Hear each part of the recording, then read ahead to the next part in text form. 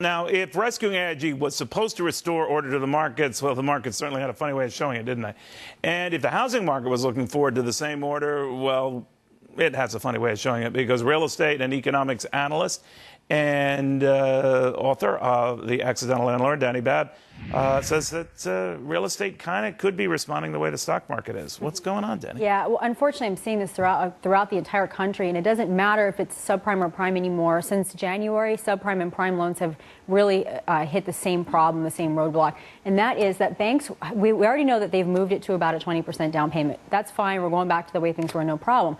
Now they're adding on declining market based on zip code, and then taking another, say, just, it appears random, 10, 15% off, and requiring that in equity stake to buy. So in other words, whatever appraisers, and they're getting conservative too, they're going to take 10% of that and come down even further to be safe. And then on top of that, they're using their own bank appraisers. So in many cases, they're taking the purchase agreement and writing the appraisal for what the purchase agreement is and not the value of the home. So they're real skittish and real nervous. Big time. And now borrowers are forced to cough up more dough.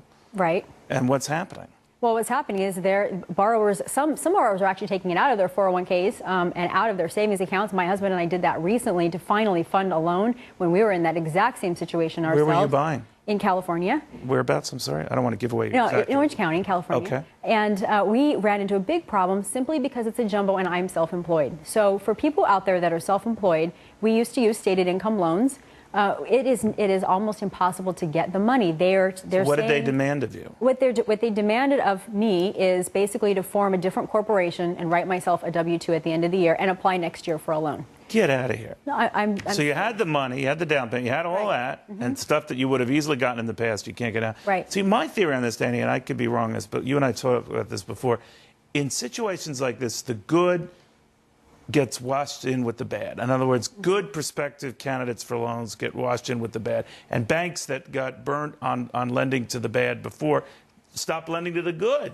And they think the better part of valor is, you know, better that we not lend to anyone than to have even the risk of another bad mortgage.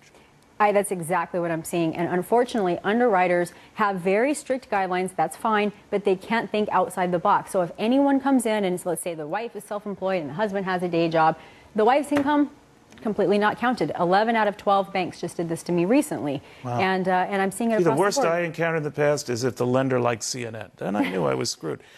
So your point is this, that we can't change this if people don't get over this skittishness, particularly lenders, right? Particularly lenders. I don't see, Dani, and I'm an optimistic guy by nature, them getting over that skittishness. They're so, even with the rates coming down and all that, they're just still nervous. And I imagine what's going on in the markets just makes them more so, right? Yeah, and it's amazing. We've thrown about $500 billion in bailouts and subsidies and so on and stimulus packages to people since January. What has it purchased us? Absolutely nothing. It's actually more difficult to get a loan today than it was in January of this year. I would argue that it actually encourages that, right? Because people say, gee, boy, $5 trillion. I mean, things would be really bad, right? Things will be really bad. And we also see homeowners wanting to buy up foreclosures. The banks are now taking a greater number of distressed properties back than ever before. So they're actually going through with the entire foreclosure process, which devalues homes and perpetuates the entire cycle. Well, where are you and your husband living? You're okay, right? You didn't get this place? We're fine. No, okay, I thought we're fine. But you hold up in like a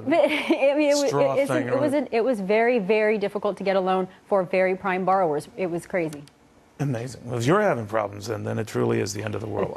Dani, thank you very, very much. Dani Babb. I'm not saying it's the end of the world. Everyone say, hey, you're just Cavuto just said it's the end of the world. All right, now they're going after gold.